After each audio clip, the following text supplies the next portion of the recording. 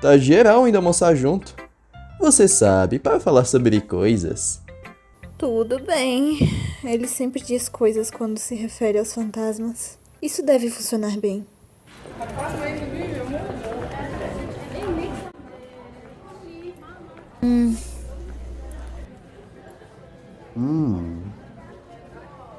Tão estranho quanto eu pensei que seria.